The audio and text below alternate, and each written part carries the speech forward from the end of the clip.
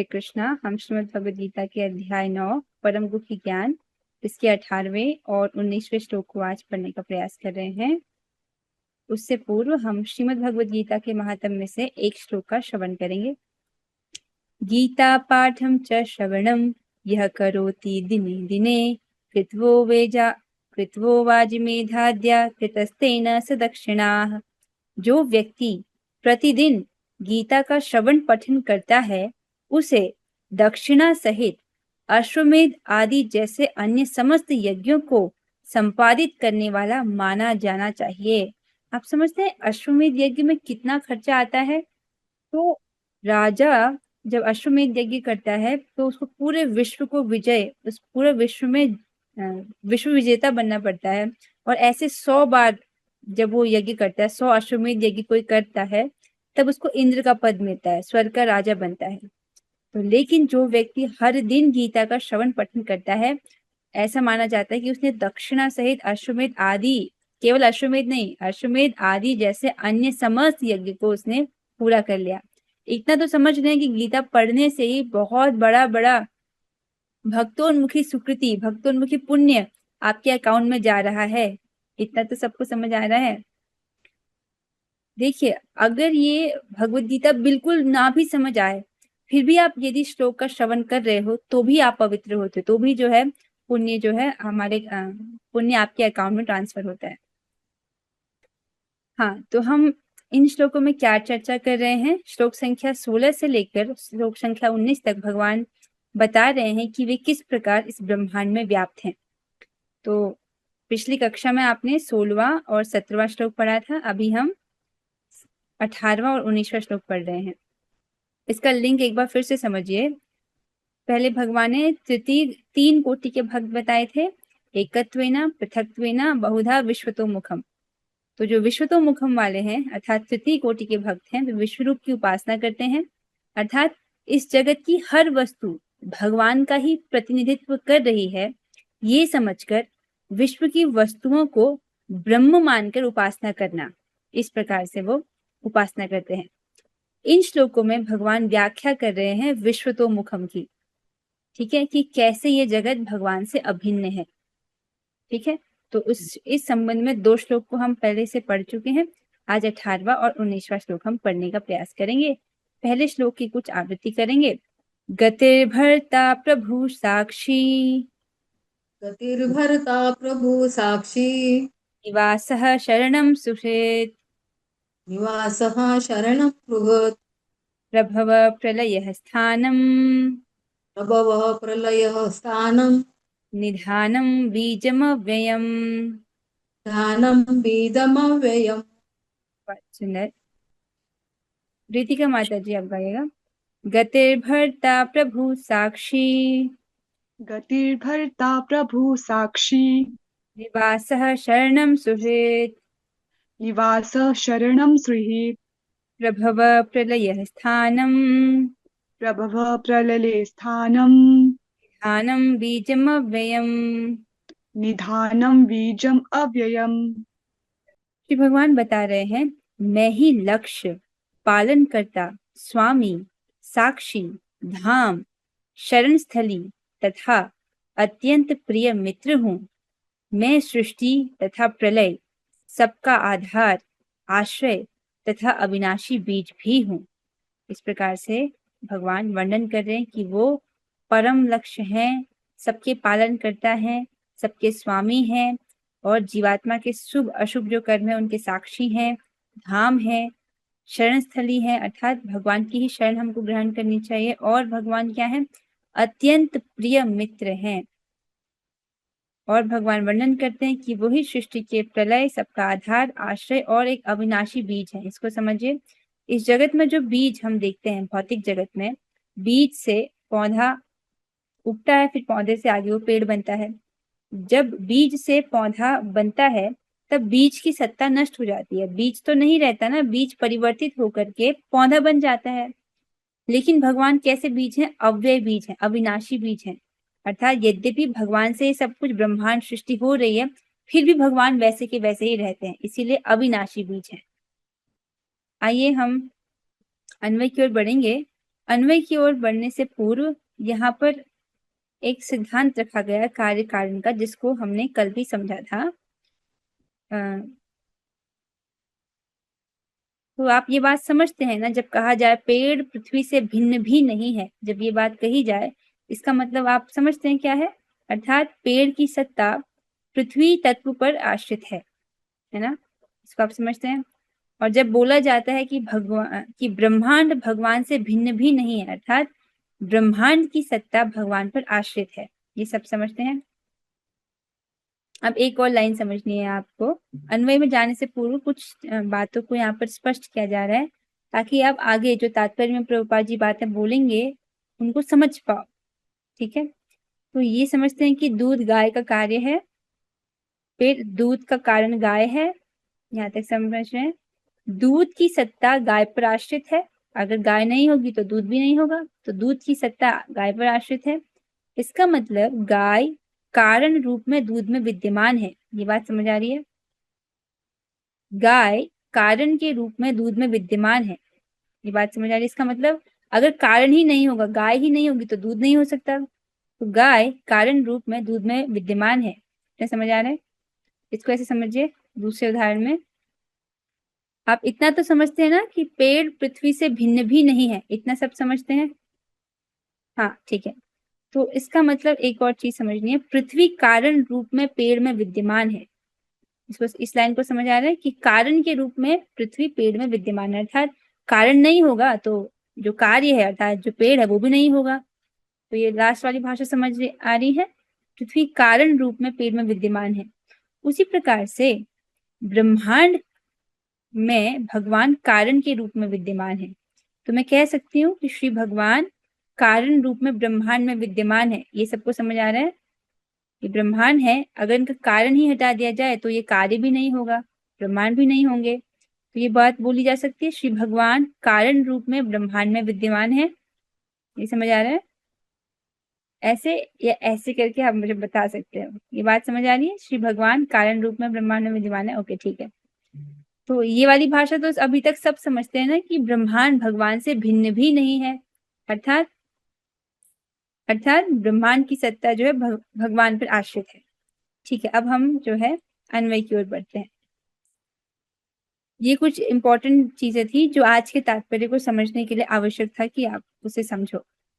अब हम अन्वय की ओर बढ़ेंगे। पहले अहम अर्थात मैं, गति हूं अर्थात कर्म फल, एक व्यक्ति के किस प्रकार के कर्म होते हैं वो उसकी गति को निर्धारित करते हैं। अगर वो अच्छे कर्म करता है तो उसकी अच्छी गति होती है, बुरे कर्म करता है तो बुरी गति होती है। ठीक है, तो ये जो जीवात्मा के जो भी कर्म फल है जिसके कारण उसको जिस जिस प्रकार की गति प्राप्त होती है वो भी भगवान है।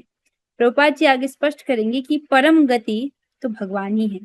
देखिए, सभी व्यक्ति अपनी सदगति चाहते हैं, दुर्गति कोई भी नहीं चाहता। परम गति क्या हो सकती है? वो है भगवान को प्राप्त करना, भगवान ही परम लक्ष्य है। फिर है भर्ता अर्थात पति, मतलब पालक, जो हमारा पोषण करते हैं, जो हमें पाल रहे हैं, वो भी भगवान है। जैसे देखिए, जब हम माता के गर्भ में थे तब हमको कौन खिला रहा था? उस स्थिति में भी तो हमारा पालन पोषण कर लिया गया था ना। जब माता के गर्भ में थे हमको तब कुछ होश नहीं थी, उस स्थिति में भी भगवान ने हमारा पालन कर लिया। उसी प्रकार से हर स्थिति में भगवान ही सभी जीवात्माओं का पालन पोषण कर रहे हैं, इस ब्रह्मांड का पालन कर रहे हैं। अगर भगवान इन तत्वों की रचना नहीं करेंगे जिन पर हम आश्रित हैं, तब ये ब्रह्मांड कैसे चल सकता है? प्रभु अर्थात नियंता, भगवान ही क्या है? नियंता है, परम नियंता है। साक्षी, शुभ अशुभ दृष्टा, तो भगवान साक्षी हैं। जीवात्मा जो भी कर्म करता है, चाहे वो शुभ कर्म कर रहा हो या अशुभ कर्म कर रहा हो, भगवान उसके साक्षी हैं। ठीक है, तो जीवात्मा जैसे भी कार्य कर रहा है, अनादिकाल से उसने जो भी कार्य किया है, जो भी इच्छा की है, भगवान उन सब के साक्षी हैं। बात समझ आ रही है? तो कुछ लोग जो है पाप कर्म करते हैं, उनको लगता है कोई नहीं देख रहा है, जबकि भगवान परमात्मा के रूप में हृदय में ही बैठे हैं, साक्षी के रूप में सब देख रहे हैं। निवासः अर्थात आश्रय स्थल, तो भगवान सबके आश्रय स्थल हैं। जैसे ये सारे ब्रह्मांड भगवान की शक्ति पर ही टिके हुए हैं, तो सबका आश्रय भगवान है। चरणम अर्थात रक्षक, यहाँ पर अन्वय में इसका अर्थ रक्षक दिया गया, भगवान सबके रक्षक हैं। शरण अर्थात एक ऐसा स्थान जहाँ पर व्यक्ति अपने दुख की निवृत्ति के लिए जाता है।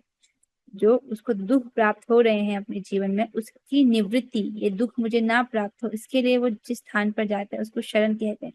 तो इस प्रकार से भगवान सबकी शरण है। सब जीवात्मा चाहते हैं ना कि उनके जीवन से दुख की निवृत्ति हो जाए, तो परम शरण कौन है? भगवान की शरण है। भगवान की शरण ही हमको लेना चाहिए। सुहृद अर्थात हितकारी, तो भगवान कैसे हैं? अनपेक्ष सुहित है, अर्थात भगवान हित करते रहते हैं और ये उम्मीद नहीं करते कि बदले में ये जीवात्मा मेरे लिए कुछ करेगा। इस जगत में हम देखते हैं माता पिता अपने बच्चों को पालते हैं, उनका भी प्रेम एक प्रकार से निस्वार्थ है, लेकिन फिर भी उसमें कुछ ना कुछ मिलावट है। जैसे वो चाहते हैं कि बुढ़ापे में हमारे बच्चे जो है हमारा ध्यान रखें। तो इस संसार में हम जो भी रिश्ता देख रहे हैं उसमें कुछ ना कुछ स्वार्थ निहित है। लेकिन भगवान अनादिकाल से हमारी सभी इच्छाओं को देख रहे हैं, हमारी इच्छाओं को पूरा कर रहे हैं, और फिर भी हमसे कुछ, जीवात्मा से कुछ उम्मीद नहीं करते कि ये मेरे लिए कुछ करेगा।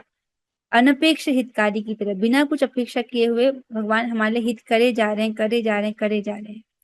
ये ब्रह्मांड की जो सृष्टि हुई है, ये भगवान ने अपने लिए नहीं किया है, इसलिए किया है ताकि हम जो जीवात्मा जिनको भोग की इच्छा है वो भोग भोग सकें, इसलिए इस ब्रह्मांड की रचना भगवान ने की है।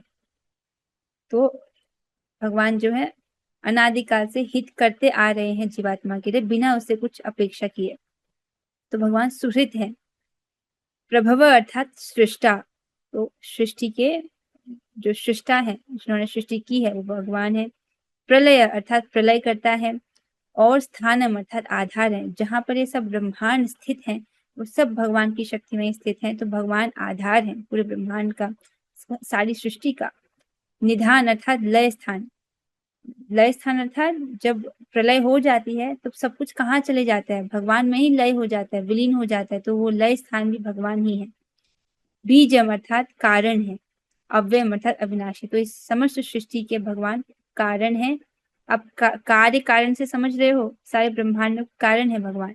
तो बीजम अव्ययम अर्थात अविनाशी है, क्षय रहित, नित्य। इस प्रकार से अन्वय है। मैं ही लक्ष्य पालन करता स्वामी साक्षी धाम शरणस्थली तथा अत्यंत प्रिय मित्र हूँ।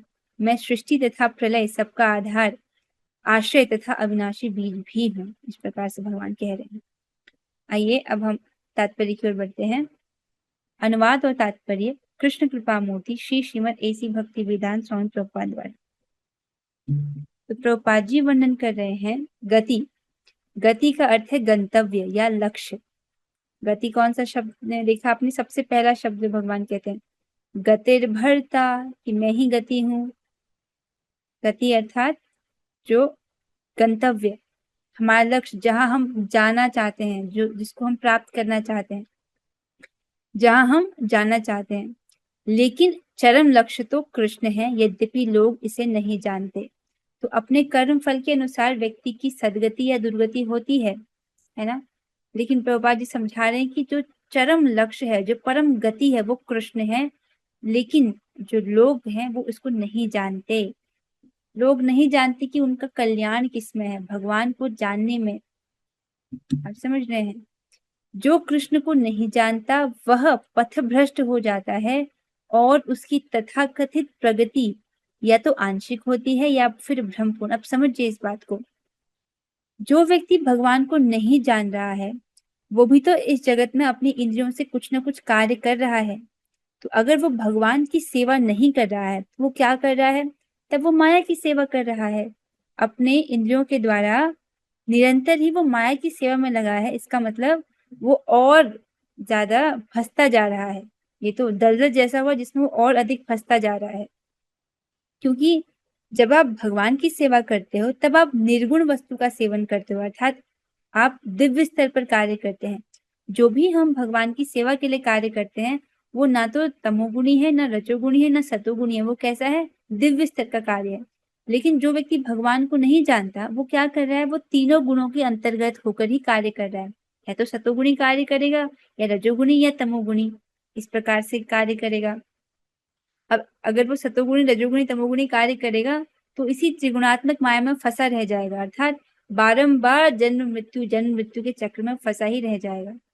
अब ऐसे जो लोग जो कृष्ण को नहीं जानते वो पथ भ्रष्ट हो जाते हैं। आप समझ रहे हो, बारंबार 84 लाख योनि को ही प्राप्त होना, ये क्या है, ये दर्शा रहा है कि वो पथ भ्रष्ट हो चुका है।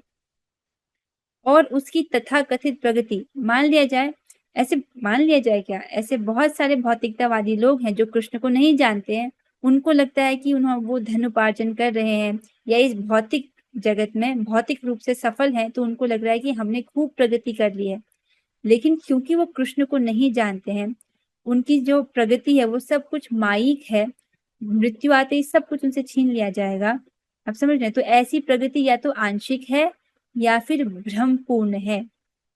समझ रहे हैं, केवल भ्रम है। जैसे ही मृत्यु आएगी, जो उनके पास है वो सब छीन लिया जाएगा और उनको 84 लाख योनियों में से एक योनि स्वीकार करने के लिए बाध्य होना पड़ेगा। आप समझ रहे हैं इस चीज को, कितना खतरनाक हो सकता है। तो इसीलिए बता रहे हैं चरम लक्ष्य तो कृष्ण है, यद्यपि लोग इसे नहीं जानते। ये अपना सौभाग्य समझना चाहिए कि हमको इस प्रकार से भगवत गीता श्रवण करने का अवसर मिल रहा है, ताकि हम अपने चरम लक्ष्य को प्राप्त कर सके। वरना हम भी भौतिकतावादी लोगों की तरह भ्रमपूर्ण जीवन ही जीते। इस संबंध में मुझे कथा याद आ रही है, छोटी सी कहानी, हम पहले क्लास में उसको डिस्कस कर चुके हैं। देखिए, एक बार फिर से मैं रिपीट कर रही हूँ इस कहानी को, कि एक बार एक राहगीर होता है, वो एक विचित्र सी घटना देखता है। क्या विचित्र सी घटना देखता है कि दो लोग हैं, वो बड़ी विचित्र सी क्रिया कर रहे हैं। क्या कर रहे हैं, एक व्यक्ति गड्ढा खोद रहा है और दूसरा व्यक्ति गड्ढा भर रहा है। अब इस प्रकार से वो देखता है तो उसको बड़ी अचरज होता है कि अरे, ये दोनों क्या कर रहे हैं, एक गड्ढा खोद रहा है, दूसरा गड्ढा भरने जा रहा है। तब वो हिम्मत करके जो गड्ढा भर रहा है उस व्यक्ति से पूछता है कि भाई साहब, आप ये क्या कर रहे हो, ये कौन सा कार्य है। तब गड्ढा भरने वाला व्यक्ति बताता है कि देखो देखो भाई, हमारी टीम में 3 लोग हैं। ये महाशय ये महाशय गड्ढा खोदते हैं, एक हमारे टीम में दूसरा व्यक्ति है जो पौधा उगाता है, और मैं जो है गड्ढा भरता हूँ। लेकिन आज के दिन जो जो पौधा उगाता है वो व्यक्ति छुट्टी पर है, इसीलिए ये व्यक्ति अपना काम कर रहे हैं, गड्ढा खोद रहे हैं, और मैं अपना काम कर रहा हूँ, गड्ढा भर रहा हूँ। ये स्थिति है एक भौतिकतावादी व्यक्ति की। आप समझ रहे हैं, उनके भी दिन बीत रहे हैं, उनका भी कुछ रूटीन है, वो सुबह उठते हैं, खाना खाते हैं, अपनी दिनचर्या करते हैं, और इस प्रकार से उनके दिन बीत रहे हैं। लेकिन वो किसकी तरह है, गड्ढा खोदने या गड्ढा भरने जैसा है। समझ रहे हैं, जो मुख्य कार्य करना चाहिए, भक्ति लता रूपी जो बीज है उसको उगाना चाहिए, जो मुख्य कार्य है उसको नहीं कर रहे। तो जी रहे हैं ना वो एक भ्रमपूर्ण जीवन, समझ रहे हैं कि हम तथाकथित रूप से प्रगति को प्राप्त हैं, लेकिन ऐसी प्रगति क्या है, वो तो भ्रमपूर्ण है। और श्रीमद् भागवत में भी इसका वर्णन है कि जो व्यक्ति धर्म के विषय में जिज्ञासा नहीं कर रहा, धर्म का कार्य नहीं कर रहा है, वो, और जो केवल आहार निद्रा भय मैथुन में ही लगा है, वो तो 2 पैरों पर चलने वाला पशु ही है, वो मनुष्य भी नहीं है। इस प्रकार से भागवत में वर्णन है। आगे बढ़ेंगे। ऐसे अनेक लोग हैं जो देवताओं को ही अपना लक्ष्य बनाते हैं। यहाँ पर तो पहले पॉइंट में प्रभुपाद जी ने भौतिकतावादी लोगों के लिए बोला, अब आगे उनका वर्णन आता है जो देवताओं को अपना लक्ष्य बनाते हैं और तद अनुसार कठोर नियमों का पालन करते हुए चंद्रलोक, सूर्यलोक, इंद्रलोक, महरलोक जैसे विभिन्न लोकों को प्राप्त होते हैं। तो कुछ लोग ऐसे होंगे जो शास्त्र का अध्ययन करते हैं, वेद आदि का पठन करते हैं, तो वो लोग क्या करते हैं, वो लोग इंटरेस्टेड होते हैं स्वर्ग की प्राप्ति में। देखिए, भक्ति में आने से पूर्व तो हमको इतना तो पता था कि स्वर्ग और नरक है, तब हम स्वाभाविक रूप से इच्छा करते थे कि स्वर्ग जाना चाहिए, नरक नहीं मिले। लेकिन अब भक्ति में आए हैं, तब यहाँ पर स्वर्ग जाने की इच्छा किसी की भी नहीं है ना। हम में से कोई भी ऐसा व्यक्ति नहीं है जो अब स्वर्ग जाना चाहता हो। लेकिन कुछ लोग ऐसे होते हैं जिनको स्वर्गलोक की प्राप्ति की इच्छा होती है, वो चंद्रलोक जाना चाहते हैं, सूर्यलोक जाना चाहते हैं, इंद्रलोक जाना चाहते हैं, महरलोक, ऐसे विभिन्न लोगों को वो प्राप्त होना चाहते हैं। तो यदि भी वो प्राप्त होते भी हैं, किंतु ये सारे लोग कृष्ण की ही सृष्टि होने के कारण कृष्ण हैं और नहीं भी। आप जानते हैं कि स्वर्गलोक जो है प्रलय के समय पर नष्ट हो जाता है, वो सब क्षणिक है। तो यहाँ पे समझाए, अब लास्ट वाली लाइन आप समझ रहे हो यहाँ पे क्या लिखा है, किंतु ये सारे लोग, जितने भी ये लोग हैं ऊपर सत्यलोक से नीचे, ये सारे के सारे लोग कृष्ण की सृष्टि होने के कारण कृष्ण हैं और नहीं भी हैं। क्या बोलना चाहते हैं? कृष्ण से भिन्न भी नहीं है, ये बोलना चाहते हैं। समझ रहे हो? जैसे ब्रह्मांड भगवान से भिन्न भी नहीं है, अर्थात ब्रह्मांड की सत्ता भगवान पर आश्रित है। तो उसी प्रकार से जो 14 भुवन में जो 14 लोग हैं, ये सारे लोग कृष्ण की सृष्टि हैं कि नहीं है? राइट? कृष्ण की सृष्टि होने के कारण कृष्ण हैं और नहीं भी है, अर्थात कृष्ण से भिन्न भी नहीं है। उन सबकी सत्ता कृष्ण पर आश्रित है। अब ये भाषा समझ आ रही है? इसीलिए समझाया गया था शुरुआत में। सबको समझ आ रहा है ये लाइन? ये सारे लोग कृष्ण की सृष्टि होने के कारण कृष्ण हैं और नहीं भी हैं, मतलब कृष्ण से भिन्न भी नहीं है। ठीक है? ऐसे या ऐसे करके मुझे बता सकते हो। ठीक है? ओके। स्वरूपा माता जी को समझ आ गया। अब किसी को कुछ डाउट पूछना हो तो स्वरूपा माता जी से पूछेगा। ठीक है, हम आगे बढ़ते हैं। तो जो कृष्ण को नहीं जानता है वो पथ भ्रष्ट हो जाता है। आप समझ रहे हैं? वो इस त्रिगुणात्मक माया में फंसा रह जाता है। ऐसे लोग भी कृष्ण की शक्ति की अभिव्यक्तियां होने के कारण कृष्ण हैं, किंतु वस्तुतः वे कृष्ण की अनुभूति की दिशा में सोपान का कार्य करते हैं। ये क्या कह रहे हैं? ये जो लोग हैं, अर्थात ये जो ब्रह्मांड में जो 14 लोग हैं जिनका वर्णन हमने पहले पढ़ा था, पाताल से लेकर ऊपर सत्य लोक तक, ये भगवान की शक्ति की अभिव्यक्तियां हैं कि नहीं है? भगवान की अपरा शक्ति का वर्णन है कि नहीं? अपरा शक्ति की अभिव्यक्ति है कि नहीं? ये सारे के सारे लोग जो भगवान, जिनकी भगवान ने सृष्टि की है ना? तो ये कृष्ण की शक्ति है कि नहीं? अपरा शक्ति है। किंतु वस्तुतः वे कृष्ण की अनुभूति की दिशा में सोपान का कार्य करते हैं। ये क्या बोल रहे हैं? देखिए, इसको समझने के लिए सूर्य को समझने के 3 स्तर हैं। उदाहरण दिया जा रहा है सूर्य का। यदि कोई व्यक्ति सूर्य को समझना चाहता है तो उसके 3 स्तर हैं।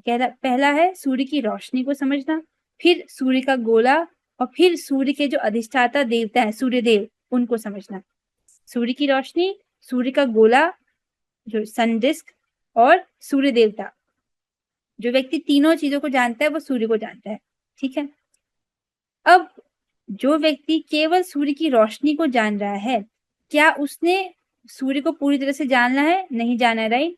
लेकिन सूर्य की रोशनी अर्थात सूर्य की शक्ति को जान लिया है, तो सूर्य को जानने की दिशा में ये एक सोपान है कि नहीं, एक सीढ़ी है कि नहीं है?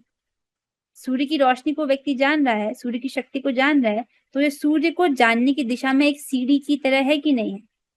उसी प्रकार से भगवान को जिसने नहीं जाना है, भगवान को, लेकिन भगवान की अपरा शक्ति को जान रहा है, तो वो भगवान को जानने की दिशा में एक सोपान, एक सीढ़ी की तरह है, ये बोला जा रहा है।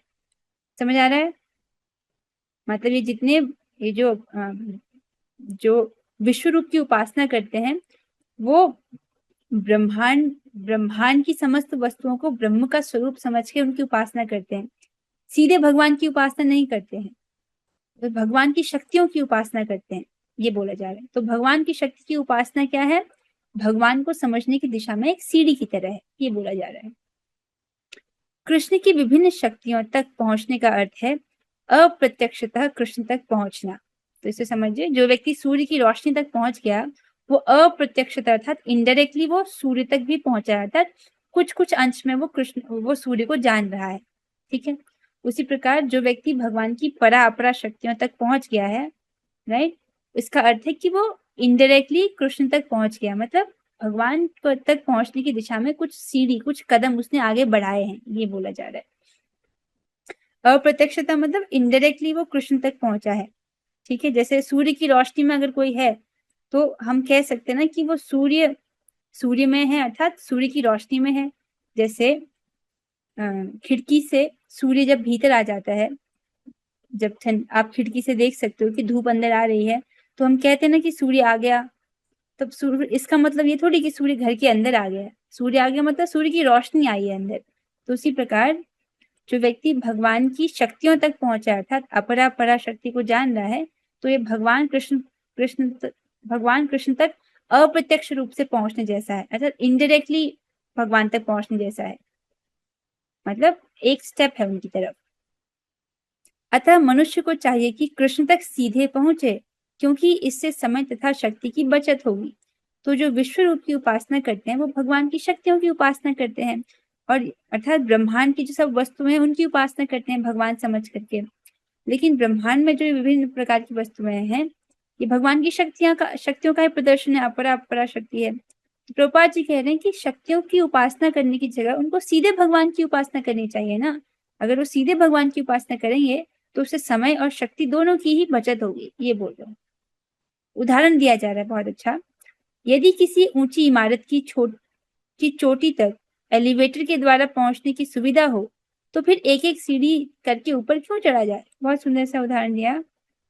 देखिए, किसी इमारत में जाना हो, किसी इमारत को चढ़ना हो, किसी बिल्डिंग को चढ़ना हो, वहां पर एक लिफ्ट भी है और एक सीढ़ियां भी हैं, एक एक सीढ़ी करके।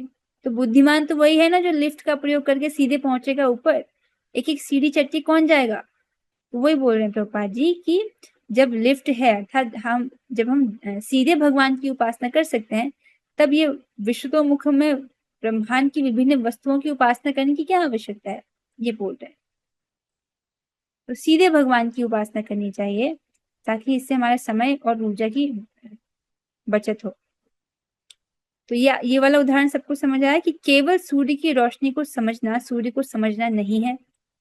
अगर कोई व्यक्ति, यहाँ पर उदाहरण दिया जा रहा है सूर्य का, अगर कोई व्यक्ति सूर्य की रोशनी को समझ रहा है तो अर्थात सूर्य की रोशनी अर्थात सूर्य की शक्ति को समझ रहा है, तो इसका अर्थ तो ये नहीं है कि वो सूर्य को पूरी तरह समझ गया है, क्योंकि इसके 3 लेवल है ना, सूर्य की रोशनी, सूर्य का गोला और सूर्यदेव भगवान जो सूर्य नारायण है वो। उसी प्रकार से जो व्यक्ति भगवान की शक्तियों को समझ रहा है अर्थात ब्रह्मांड को भगवान की शक्तियों की अभिव्यक्ति समझ रहा है, लेकिन केवल इतना समझना कि ये ब्रह्मांड भगवान की शक्तियों की अभिव्यक्ति है, इतना समझना ये भगवान को समझने के बराबर नहीं है। यद्यपि उनको समझने की दिशा में एक सोपान है, एक सीढ़ी है। ये सबको समझ आ रही बात? ठीक है। सब कुछ कृष्ण की शक्ति पर आश्रित है, ये तो आप समझ रहे हैं। अध्याय 7 में हमने ये पढ़ा था, सब कुछ भगवान की शक्ति पर ही आश्रित है। उनकी उनकी परा और अपरा शक्ति का ही सब संयोग मात्र है ये सृष्टि। प्रत्येक जीव के हृदय में स्थित होने के कारण कृष्ण परम साक्षी हैं। तो भगवान जो है प्रत्येक के हृदय में परमात्मा रूप में रहते हैं और साक्षी के रूप में है, अर्थात जीवात्मा जो भी कार्य कर रहा है, अच्छे कर्म कर रहा है या बुरे कर्म कर रहा है या जो भी कार्य कर रहा है, भगवान उसके साक्षी हैं। ठीक है। अब देखिए, और साथ ही भगवान परम प्रिय मित्र भी हैं। परम प्रिय मित्र अब समझ रहे हो? जैसे एक मित्र जो होता है हमारे सुख दुख में हमारा साथ देता है ना। कुछ जब भी हम दुख में होते हैं तो वो हमारा साथ देता है, सुख में भी हमारे साथ होता है। लेकिन भगवान एक ऐसे व्यक्ति हैं जो 24 घंटे हमारे साथ रहते हैं। मतलब आप किसी व्यक्ति के साथ 24 घंटे बिता सकते हो? 24 घंटे एक ही व्यक्ति के साथ, मतलब हर समय एक ही व्यक्ति के साथ, ये मुश्किल है ना। कुछ घंटे तो हम अकेले भी रहना चाहते हैं, लेकिन भगवान एक ऐसे व्यक्ति हैं जो हर क्षण हमारे साथ रहते हैं। यहाँ तक कि किसी दूसरी योनि में चले जाएं, अगर कोई जानवर योनि में भी चले गया है, कीड़े की योनि में क्यों ना चले गया हो, चींटी की योनि में क्यों ना चले गया हो, भगवान वहां भी साथ रहते हैं। तो भगवान कभी भी साथ नहीं छोड़ते, आप समझ रहे हैं।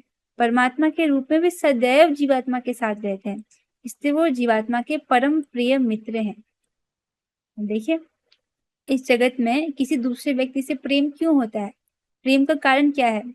जैसे अगर मृत्यु हो जाए एक व्यक्ति की, उसका मृत शरीर पड़ा है, तो मृत शरीर से कोई प्रेम नहीं करता है। प्रेम किससे कर रहा है? जब तक उस शरीर में जीवात्मा है तभी तक है। तो प्रेम का कारण क्या है? वो जीवात्मा जो उस शरीर में है। वो जीवात्मा नहीं रहेगा तब उसके शरीर से कोई प्रेम नहीं करता है ना। तो प्रेम का कारण क्या है? वो जीवात्मा, और जीवात्मा क्या है? भगवान का अंश है। तो जो जीवात्मा का अंश है उससे व्यक्ति इतना प्रेम कर बैठता है इस जगत में, तो सोचिए जो स्वयं भगवान है वो कितने प्रेममय होंगे, उनके प्रति हमारा कितना स्वाभाविक प्रेम होगा। जो जीवात्मा अंश है उसके प्रति ही इतना प्रेम महसूस कर रहा है व्यक्ति अगर, तो जो भगवान प्रेम के आगार हैं, प्रेम के भंडार हैं, उनके प्रति कितना प्रेम नहीं आएगा, आप समझ रहे हो। तो भगवान एक बहुत प्यारे व्यक्ति हैं। आत्मा प्रियोर्थो भगवान अनंत, आत्मा के अत्यंत प्रिय हैं। वो तो अभी हम भगवान से अपना संबंध भूले हैं इसलिए हमको उतना महसूस नहीं होता है, लेकिन जब हम भगवान की सेवा करते हैं, सेवा करते करते क्या होता है, हमारा भगवान के प्रति प्रेम बढ़ता है, और जिनके प्रति प्रेम हमारा बढ़ता है उनकी सेवा करने से सहज ही व्यक्ति को सुख की प्राप्ति होती है। इसीलिए भक्त सुखी रहते हैं, क्योंकि वो भगवान की सेवा करते हैं और भगवान के साथ प्रेम का आदान प्रदान करते हैं। हाँ, तो क्या बात चल रही थी कि परमात्मा जी जो हैं वो परम साक्षी हैं और जीवात्मा के परम प्रिय मित्र हैं। और इसको एक बार और समझिए कि आज तक आपने अनादिकाल से जो भी इच्छा की है, भगवान उस इच्छा को जानते हैं, उन्होंने ही उन इच्छाओं को पूरा भी किया है। हाँ, तो कहा है प्रत्येक जीव के हृदय में स्थित होने के कारण कृष्ण परम साक्षी हैं। हमारा घर, देश या लोक जहाँ पर हम रह रहे हैं, सब कुछ कृष्ण का है। तो जब जब पूरा ब्रह्मांड ही कृष्ण का है, तो ब्रह्मांड के भीतर की प्रत्येक वस्तु कृष्ण की हुई कि नहीं हुई? आप समझ रहे हैं? ये जिस शरीर का हम उपयोग कर रहे हैं, ये भी कृष्ण का है। ये कैसे? जो व्यक्ति आत्महत्या कर लेता है, उसको बहुत बड़ा दंड मिलता है। क्यों? क्योंकि भगवान द्वारा दिया गया ये शरीर, उसने इस शरीर का दुरुपयोग किया। क्या किया? उसने आत्महत्या कर ली। मतलब उसको मान लीजिए किसी को आपने लैपटॉप दिया ताकि वो लैपटॉप का सदुपयोग करके पढ़ाई कर सके, लेकिन वो व्यक्ति उस लैपटॉप को तोड़ देता है, तो आप क्या उसको दोबारा लैपटॉप देंगे? उसको पहले दंड दिया जाएगा ताकि वो समझे कि उसने गलती की है। आप समझ रहे हैं?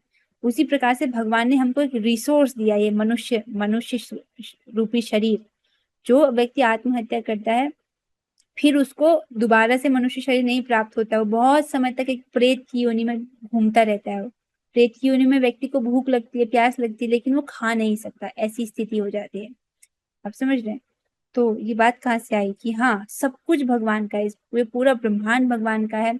इस ब्रह्मांड की प्रत्येक वस्तु भगवान की ही संपत्ति है। जहां भी घर, देश, लोग जहां पर हम रह रहे हैं, सब कुछ कृष्ण का है। जो शरीर हम देख रहे हैं, जो इंद्रियां, ये भी कृष्ण की हैं। बस व्यक्ति को क्या करना है? इन इंद्रियों का सदुपयोग करना सीखना है। अपनी इंद्रियों से जो भगवान ऋषिकेश हैं, उनकी सेवा करनी सीखनी है। ठीक है, जल्दी से पढ़ लेते हैं। शरण के लिए कृष्ण परम गंतव्य है। अतः मनुष्य को चाहिए कि अपनी रक्षा या अपने कष्टों के विनाश के लिए कृष्ण की शरण ग्रहण करे। देखिए, भक्त कभी भी ये नहीं कहते कि हमारे शरण में आओ। भक्त हमेशा यही कहते हैं कि हमको भगवान श्री कृष्ण की शरण में जाना चाहिए। चाहे आपके जीवन में कष्ट आ रहे हो, चाहे कैसी भी स्थिति हो, हमको इन कष्टों के विनाश के लिए भगवान की ही शरण ग्रहण करनी चाहिए। इस संबंध में द्रौपदी जी का उदाहरण आप लीजिएगा। द्रौपदी जी जब कष्ट में थी, जब जब वो कुरु राजसभा में उनका अपमान किया जा रहा था, उनका वस्त्र खींचा जा रहा था, तब वो सबसे सहायता की गुहार लगाती हैं। वहां पर उपस्थित प्रत्येक व्यक्ति से वो सहायता की गुहार लगाती हैं, लेकिन कोई उनकी सहायता नहीं करता। तब वो अंत में भगवान श्री कृष्ण को पुकारती हैं। तब भगवान तुरंत उनकी रक्षा करते हैं और ऐसी साड़ी, असीमित रूप से लंबी साड़ी उनको प्रदान करते हैं, ताकि उनकी लज्जा की रक्षा हो सके। इस प्रकार वो उनकी रक्षा करते हैं। तो व्यक्ति को अपनी रक्षा, अपने कष्टों के विनाश के लिए कृष्ण की शरण ग्रहण करनी चाहिए। समझ रहे हैं? चाहे हम जहां भी शरण लें, हमें जानना चाहिए कि हमारा आश्रय कोई जीवित शक्ति होनी चाहिए। कृष्ण परम जीव है, तो जहां भी हम शरण ग्रहण करें, वो हमेशा एक जीवित शक्ति, एक व्यक्ति की शरण हम ग्रहण करते हैं। हम चीजों की शरण ग्रहण नहीं करते हैं। इस जगत में गड़बड़ क्या हो रही है कि व्यक्ति धन का आश्रय लेना लग गया है। उसको लगता है कि मेरे पास धन होगा तो मेरी रक्षा हो जाएगी, लेकिन ऐसा नहीं होता। हमारी रक्षा, हमारी शरण हमेशा एक व्यक्ति होते हैं। मान लीजिए कोई व्यक्ति बीमार है, तो वो डॉक्टर की शरण लेता है, वो एक व्यक्ति है। आप समझ रहे हैं? तो उसी प्रकार से व्यक्ति को भगवान की शरण ग्रहण करनी चाहिए, जो कि परम जीव है। केवल संसाधनों पर रिलाई नहीं रहना चाहिए, भगवान की शरण ग्रहण करनी चाहिए। थोड़ा सा और है, इसको पढ़ लेते हैं। क्योंकि कृष्ण हमारी उत्पत्ति के कारण या हमारे परम पिता हैं, अतः उनसे बढ़कर न कोई मित्र हो सकता है, न शुभ चिंतक। तो भगवान क्या है? हमारे परम प्रिय मित्र हैं और हमारे शुभ चिंतक हैं। वो हमको बहुत अच्छे से जानते हैं, हमारे स्वभाव को बहुत अच्छे से जानते हैं, हमारी सारी इच्छाओं को भी जानते हैं। तो आपके परम प्रिय मित्र कौन है? भगवान श्री कृष्ण। ठीक है। कृष्ण सृष्टि के आदि, उद्गम और प्रलय के पश्चात परम विश्राम स्थल है। तो जब सृष्टि होती है, इसका उद्गम होता है, प्रलय होता है, तब इन सब का विश्राम स्थल क्या है? भगवान है। जैसे जब प्रलय होती है तो सब कुछ भगवान में प्रवेश कर जाता है, तो समझ रहे हैं, सारे ब्रह्मांडों का विश्राम स्थल भी भगवान ही है। अतः कृष्ण सभी कारणों के शाश्वत कारण है। सब कुछ स्पष्ट हो रहा है कि भगवान सभी कारणों के शाश्वत कारण है। आप इसको कारण कार्य की दृष्टि से समझिएगा कि जितने भी कार्य अर्थात इफेक्ट इस जगत में दिख रहे हैं उसके परम कारण भगवान है। ठीक है, इसके साथ ये इस श्लोक पर तात्पर्य पूरा होता है। 19वां श्लोक हम अगली क्लास में ही लेंगे, बस एक लास्ट श्लोक पढ़ लेते हैं। भगवान भगवत गीता के 18वें अध्याय के 66वें श्लोक में कहते हैं, सर्वधर्मान् परित्यज्य मामेकं शरणं व्रज अहम त्वां सर्व पापेभ्यो मोक्षयिष्यामि मा शुचः। समस्त प्रकार के धर्मों का परित्याग करो और मेरी शरण में आओ, मैं समस्त पापों से तुम्हारा उद्धार कर दूंगा, डरो मत। इस प्रकार से भगवान आश्वासन देते हैं कि व्यक्ति के चाहे कैसे भी उसने पाप किए हों, भगवान उसको सब प्रकार के पापों से उसका उद्धार करेंगे। और इस प्रकार से भगवान आश्वासन दे रहे हैं कि तुम डरो मत, तुम मेरी शरण में आओ, इस प्रकार से भगवान कह रहे हैं। ठीक है, इसके साथ हम आज पूरी चर्चा को यहीं पर विश्राम देते हैं। इससे आगे हम भगवान ने चाहा तो हम कल पढ़ेंगे। हरे कृष्णा कृष्णा कृष्णा हरे हरे, हरे हरे राम हरे राम राम राम हरे हरे कृष्णा हरे कृष्णा कृष्ण कृष्ण हरे राम राम हरे राम राम राम हरे कृष्णा कृष्ण कृष्ण हरे कृष्ण कृष्ण हरे हरे राम राम हरे राम राम राम हरे भगवत गीता हरे की कृष्ण जय की जय, नामाचार्य हरिदास जी की जय। और कोई श्री गुण हरे कृष्णा। हरे कृष्ण माता जी। आप सभी भक्तों के सहयोग के लिए बहुत धन्यवाद। हरे कृष्ण।